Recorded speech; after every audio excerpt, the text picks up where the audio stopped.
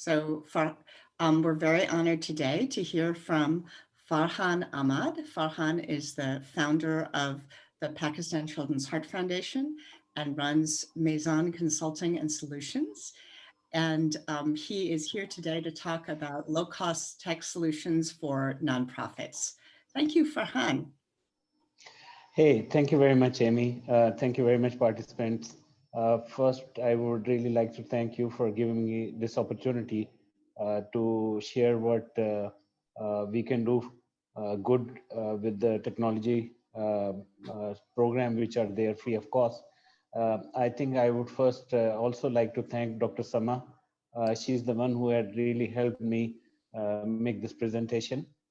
Uh, so let's go and focus on the topic today. Today, this presentation is going to cover the characteristics of tech solutions. Then we are going to talk about how processes can be integrated with different uh, software which are there. Then also we'll speak about how we can get this software, what are the advantages, and what applications are available, and how quickly we can implement in an institution. Definition of tech, we already know that it's a combination of processes and functions of the software, which are including software, hardware, network. But basically, if you have processes and if you have a software and you do your processes through the software automation, that's called tech solutions implementation. Of course, it has to be cutting edge technology, and the innovation of the processes will definitely bring a better outcome for the institution. There are three things when we talk about the major characteristics of the tech solution. The first one is, of course, it has to be efficient. There has to be an innovation, and there has to be collaboration. Especially when we talk about collaboration, mean that there should be one source of truth. One information should be accessible throughout the institution, rather for all the stakeholders. So if I do any of the entry in donation module, it should be accessible to our stakeholders, including the operations team, including anybody else like directors, the donors, the donees, and where our funding has been spent on.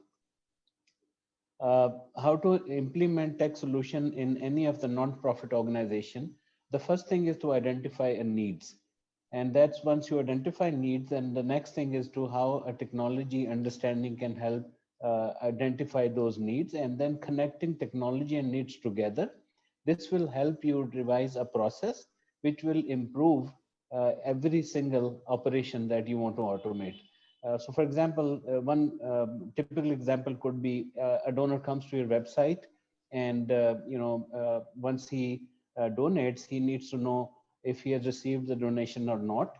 And if you do this process through automation, of course, there are certain approvals required. The finance will verify that have you received the donation or not, and then the donation has been spent on which particular project. So if you combine those and do this through a software, it will actually help you improve your processes. So why are they needed? I quickly go through this couple of points. I think in all not-for-profit, rather any other businesses, the main focus always have been on transparency. Because the people who believe that if this institution is transparent and it is, a lot compliant with the local regulations, they will definitely trust your organization and they're going to fund you more. Then the next point is that upgrade and manage the fundraising platforms. So this is how technology can support any of the fundraising complete cycle. Like you do a request, you let the people know about your institution, the work you're doing, and ultimately the call for action. People would like to donate and then see how their donation is actually spent on the project. Of course, it helps provide strategic technology roadmap, and the planning is very, very easy. Then it helps reduce the cost. And of course, one of the major challenges is to ensuring that the stakeholders' needs are met. Once you do that, you are able to do that as well. And finally, the information is available, and one source of truth is there in the institution. Applications for tech solution, usually there are different functions. We have just quickly summarized that. Fundraising is a major element, then donor management, and which is usually called CRM solutions. That's the second part. Then the web solution, the volunteer management, the social media, the content writing and management, security implementation, and of course, smartphone applications. Now, on a broader level, once you implement any of the technology solution, it will cover majority of the functions I've just listed here.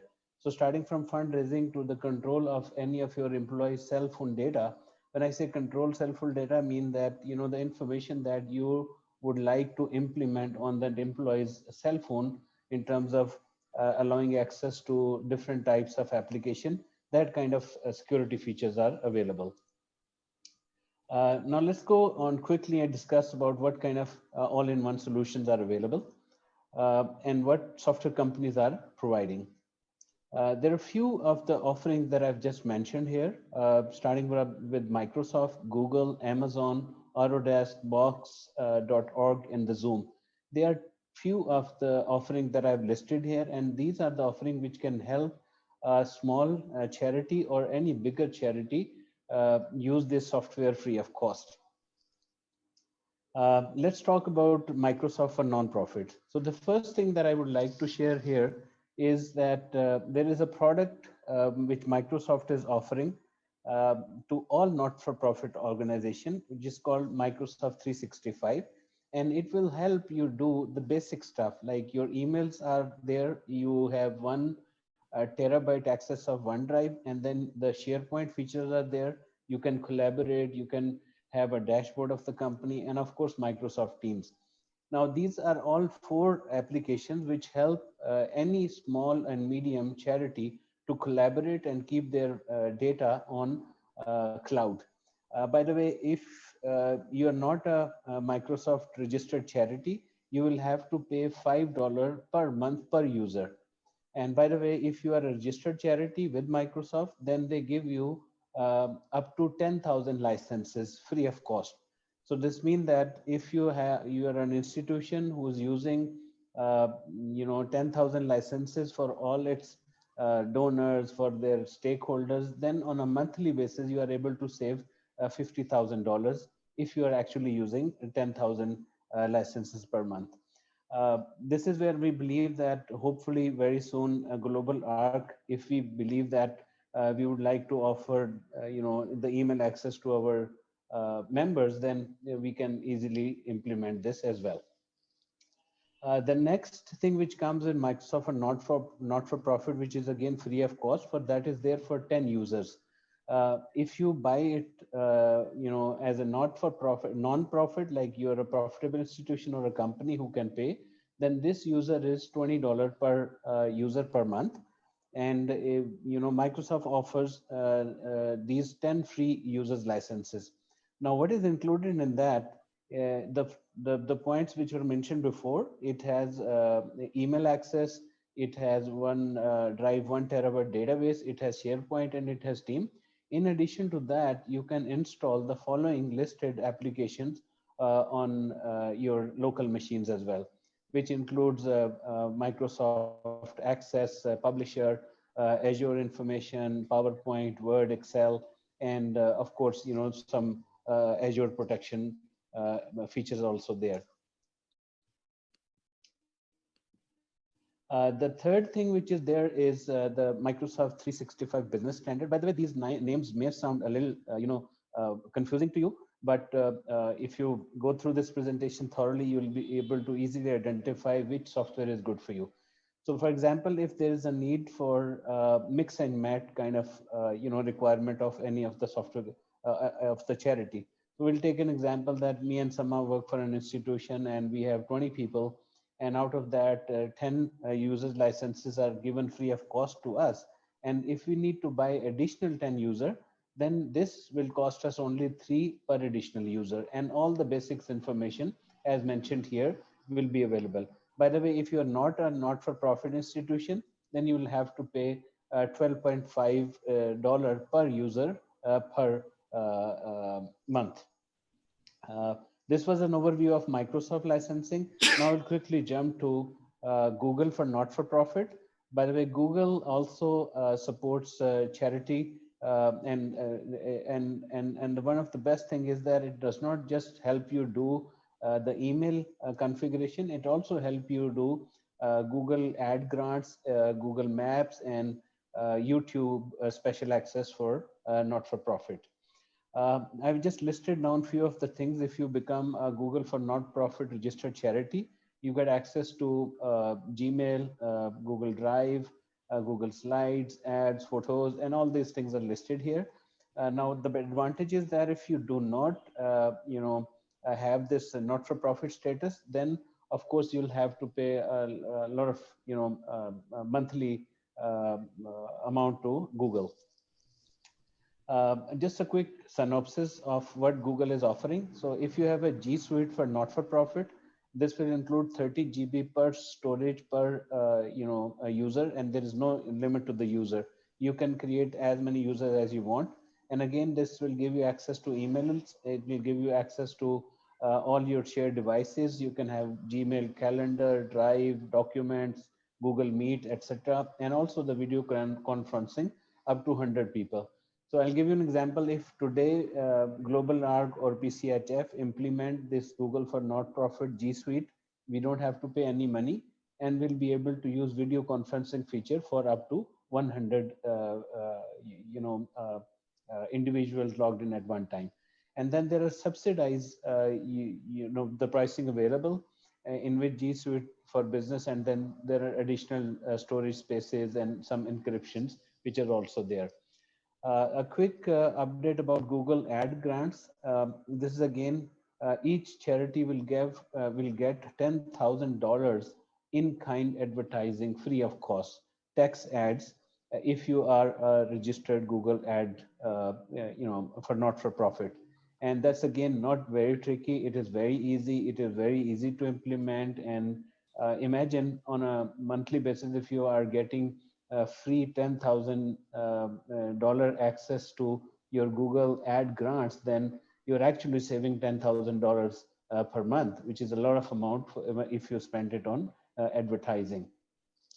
It will help you do awareness. It will help you drive your website more views. It will also help you track your marketing efforts, and it will also help you reach your donors. The third quick thing is that there are certain special features available for YouTube for not-for-profit, which includes few of the cards supported for external URLs, and also there are YouTube giving features available. So if you can, if you are a registered charity, there are certain features available. You just attend online sessions, and then you can do these YouTube not-profit program free of cost. You don't have to have a consulting company to help you do that. The third thing is Google Earth and Maps, and I'll just quickly like to show you that what we have achieved by implementing this in our institution. It is basically the beneficiaries, wherever they are, you'll be able to track their Google Maps, and can identify that a donor can easily find out that how much money he or she has paid for a certain project. This current implementation, you can see that these are all the numbers that the patient that we have treated, and they are having a wonderful life. So if I just browse down, go to the next point, and it'll help me that this was the late this was the child who was treated, and his father is no more in this world, but donor will get access to know that from exactly which part of the world your money has been spent. So, and you don't have to pay any amount if you are a registered charity with Google. So how can you get these type of tech solutions? All right, so if you are a registered charity with your local government, then all NGOs have built a collaboration with TechSoup. This is also one of the companies which actually, if you become a registered TechSoup company, you will be able to get all these features free of cost, which that I've mentioned you in the previous slide. So how it works, all you have to do is to visit TechSoup.org, and on the leftmost, you'll be able to see different countries. And in Pakistan, we'll select Pakistan. In US, you guys will select US. In India, you guys select India. In Europe, all these countries are listed there. Once you do that, there is a complete process of getting some certification and documentation. And once you provide that, you become a registered institute with TechSoup as a registered charity. So we have done that in a couple of years ago. We did this, and it has asked us to upload few documents, which were like our status of charity with local authorities, our tax exemption, etc. In US, you don't need to provide these documents. They have done this electronic integration with TechSoup. So if you are a 501c3 charity, and in TechSoup you do that, you don't have to provide any document. It automatically consider you a charity, and then provides you all these softwares. So once you become that, there is a very easy process of generating a validation token. You generate the validation token, and this token is used to buy additional software if you want to, or to activate Microsoft and Google and other free of cost services, which I just mentioned a couple of slides. Uh, I'll quickly go through this slide. You can see that our status PCHF is qualified. And by the way, every 2 to 3 years, you will have to update your license. And then, of course, you'll get update free of cost. You don't have to do this again. Now, what you get in return, you can see this is again a live, the expiration date is mentioned. And also then it will allow you to see what kind of products eligibility are there. So we in Pakistan are eligible for all these services except few which I have not yet initiated. But any of the IT guy, if we initiate, for example, Asana, we can't get it. It's not there in Pakistan. But if we want to get, let's say, Microsoft Cloud, we can easily do that. However, we have not yet started. So this page will tell every institution as charity that what kind of eligibility is there for each kind of functions. Let's go next. Another benefit of getting yourself registered with TechSoup is that you get free of cost assessment. So what they do, they have a team of professionals. And by the way, it is all free of cost. You don't have to pay anything once you become TechSoup registered. You will have to give access to their team members. So they'll evaluate your website, they will evaluate your processes, and then a team of experts will go through your let's say marketing activities which you're doing on the website. Then they will build a roadmap, and then they will give you what kind of things you can do in order to get your marketing excellence. And by the way, if you want, you can then buy additional services directly from TechSoup. So two things very important: what is required, they'll give you free of cost, and if you want them to fix, then they will charge a certain amount for that. So what do you get from implementation TechSoup in your NPO? This is where we have done few of the things that we have implemented in PCHF. And to start with, this is the SharePoint, which I showed you in the beginning, where it is all, by the way, free of cost. So we have a SharePoint, which is a collaborative workspace where all our daily basis updates are, news feeds are there. So every employee who access our team site will be able to access the current happening is in the company, and also in the charity. The second thing which helps is it help you maintain all your documents record. So all our company charity related data is available on SharePoint document repository. Uh, and by the way, there are certain uh, security rights given to each document. And another very important thing, we have implemented our patient data here. The patient that we have so far supported 2,100 plus, they're all good demographic information is available here. And this is again with all the security measures, HIPAA compliance is implemented. The next thing is that we have implemented all our donor data. So to make it simple, it is an cloud-based database where you can store information of your donors, you can store information of your uh, patients, your colleagues, your any kind of information that you want to save, you can do that on SharePoint database. The next thing is the Microsoft Teams, which you can see we have a team for donation management, we have a team for patient coordination, we have a finance, marketing, IT, and then we have international teams as well. By the way, what it helps is that even if you do not have Microsoft products installed, all you have to do is just click Meet Now, and all the team members, irrespective of which country, which state they are sitting, they'll be able to collaborate together on any of the documents. The next thing is the implementation of dashboards. And by the way, they are real dashboards once you sign up with Microsoft. And again, this is all free of cost. The data that I shared with you, this is where the data is stored on SharePoint. And then Microsoft has given access to Power Business Intelligence tools. So by the way, this is scary, but I'm sharing that we have only 4,805 donors as of today, with all like 2012 effort. But at the same time, you can see the total donation that we have collected, how much donation we collected last year, last month, and so on, how much we collected for hospital construction, for patient treatment, etc.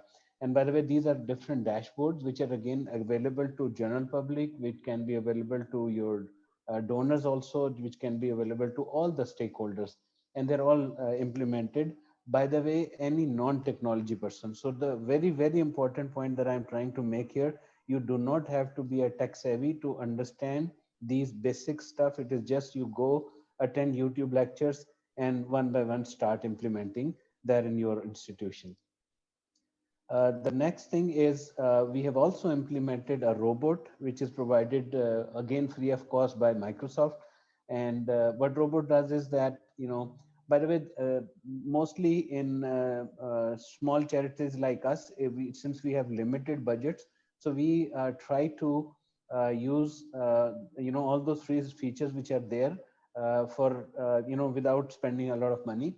So what we have done is we have used Microsoft Automate. Power Automate is the name. So what it does is that if any individual goes to our website and makes a donation using credit or a debit card, a robot is activated. The robot will identify if it is an existing donor or is it a new donor.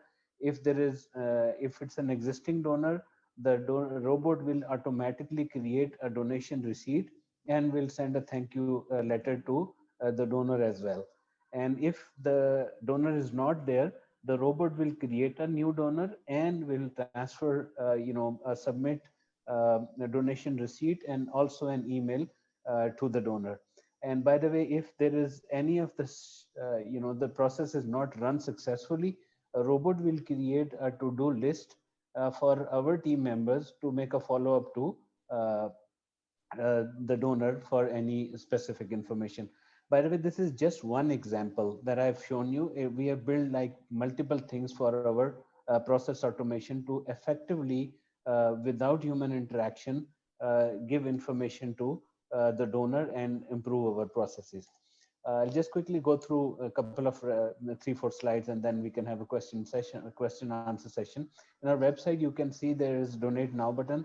If somebody clicks on donate now, it takes, by the way, this system is completely different. It has got nothing to do with Microsoft, but there is a payment gateway involved. So somebody who goes, fill in the visa information, click submit. Now this donor management is a separate module that we are running. The robot will come, will verify if the donor exists. If the donor does not exist, it will create a donor, and next a donation copy is made and an email to the donor itself, and a thank you letter is also sent. So that's it. I'm sorry I was very, very fast, but the reason I try to make it fast for any question and answer you guys may have. Thank you very much, Farhan. That was a great amount of information, and I'm sure people will have questions for you. I don't know, everybody should be able to, I've made everybody a panelist actually, so all of you should be able to both unmute yourself and show yourself. Perhaps, Farhan, if you stop sharing the screen, then we'll all be Yeah, able sure. to see each other. Great. All right. Questions for Farhan. I have a question, but I bet other Yes, people do please. as well. Well, I'll start with my question. I don't know. First of all, thank you. That was excellent. And it really is amazing all the things that are out there that we all could do, you know, in our free time. When but one of the things that caught my eye that I realized I don't know that much about are Google Ads. So can you tell me a little bit more about that? I assume those are those like, well, you tell me what is it and how would I do it? Yeah, basically, if you go on google.com and you try to search for something, let's say you write congenital heart free treatment, and on the right side, you'll be able to see certain ads which displays, promotional stuff. So, for example, if I want to buy, let's say, the best uh,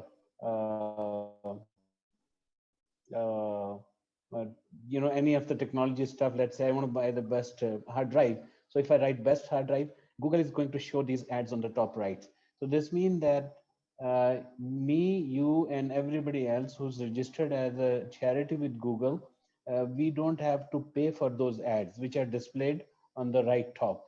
And again, it's so amazing that they are giving $10,000 grant per month, which is a huge amount when it comes to doing your advertisement on your own. So answering your and summarizing the questions, the ads are the paid content which somebody wants to advertise, and Right. if you have a charitable account, you don't have to pay that amount. And how do they know? Like, so it's associated with certain search terms, right? So how do they know when to show your ad?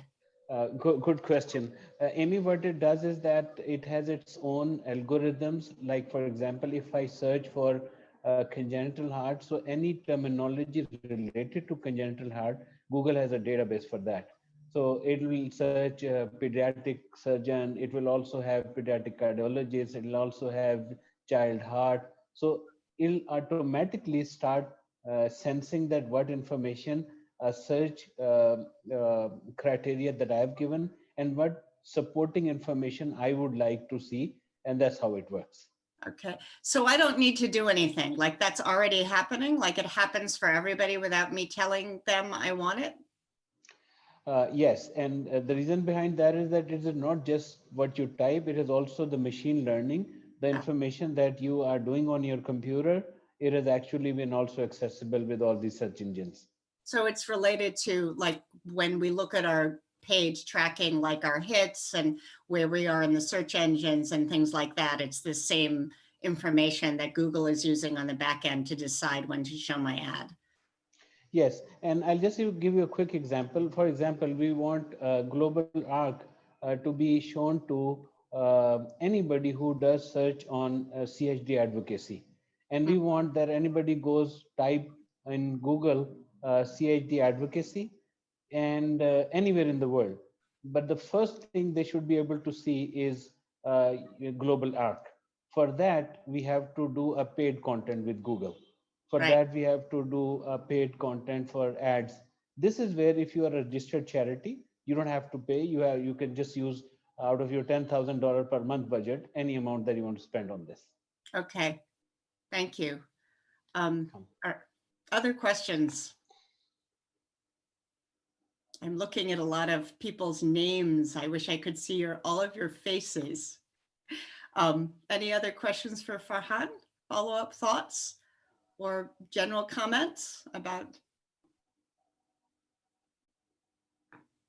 No? Dr. Sana. I just wanted to ask, like, for example, you mentioned if someone who has a non-IT background, they would like to learn more about how to integrate, because in the first go, it does seem very technical. but once you break it down, it's not that difficult. So are there any resources for learning? And if, for example, someone has a question, like for example, will TechSoup be able to provide you support, or Google or anything? Is it interactive? Like, will we be able to ask specific questions?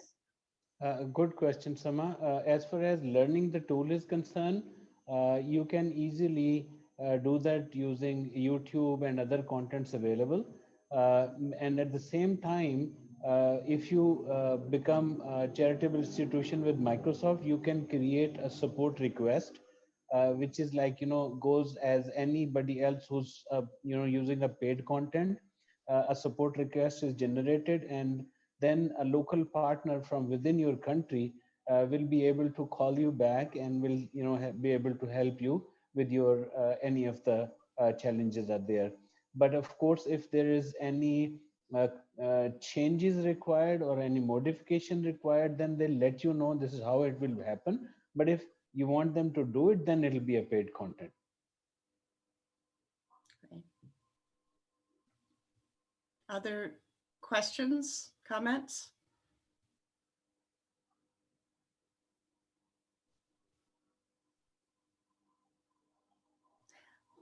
I'm curious, Farid, I see you're on. I'm not sure if you want to unmute and show yourself and introduce yourself, but I'm very interested because I know you're very active online, whether your group has used any of these solutions and what your experience has been. See if he can do that.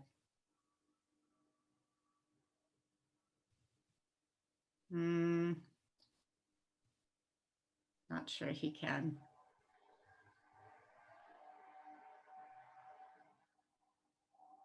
All right.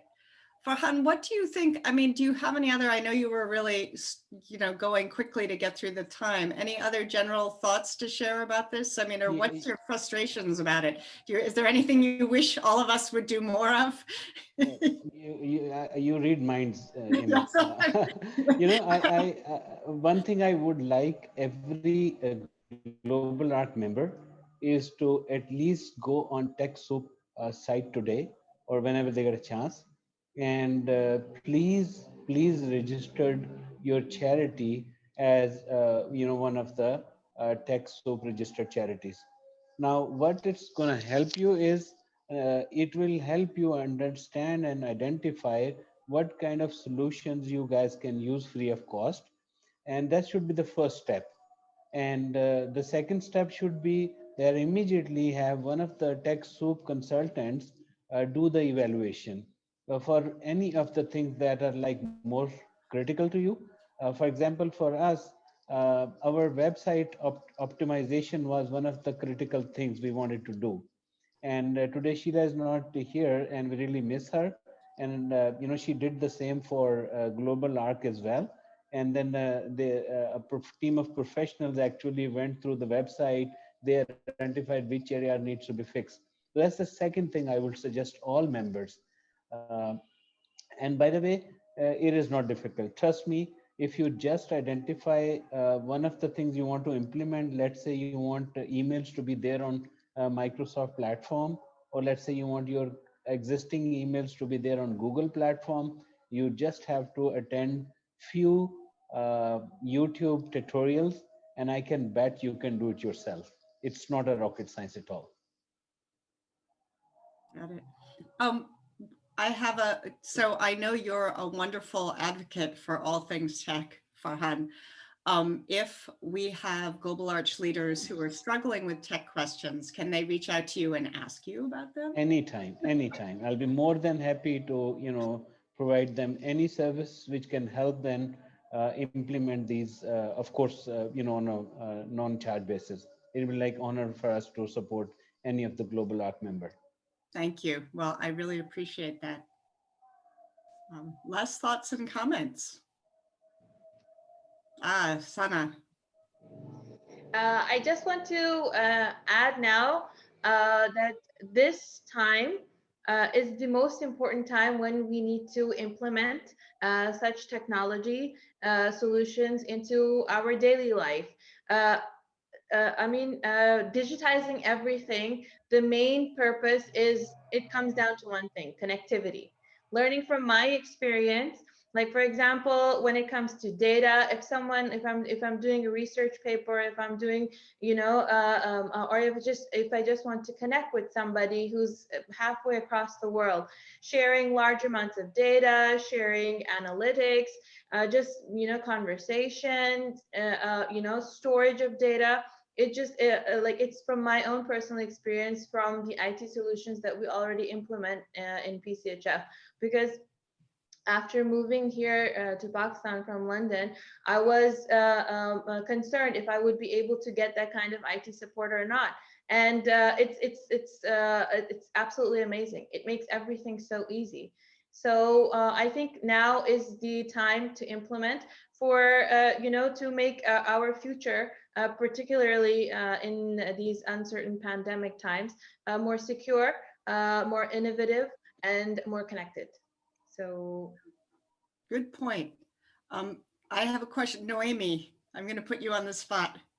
You really, Noemi, for those of you who don't know, Dr. Noemi Destotes is many things, but also has a long-term relationship with lots of adult congenital heart disease organizations in Europe. I'm curious, what do you see? I mean, I know the European organizations generally, at least, don't do as much fundraising, but do you think that groups in Europe would find these helpful, or what have you seen as the tech needs for the groups you've worked with and been in?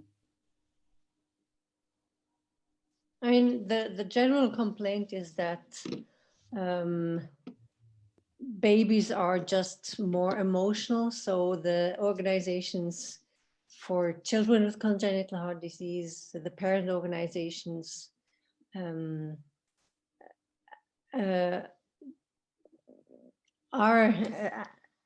have less difficulties in raising funds because everybody wants to donate for babies, and we're not so sexy. So, yeah, sorry.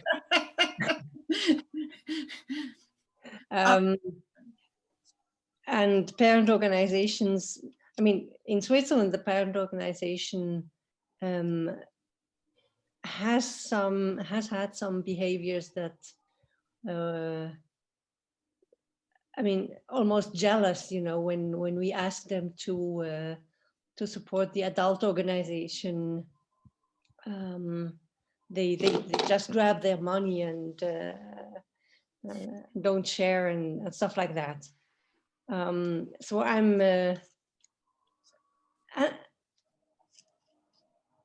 I'm not sure for all the other ones across Europe how they raise money. I know that their ambitions are not very high concerning awareness raising and things like that. The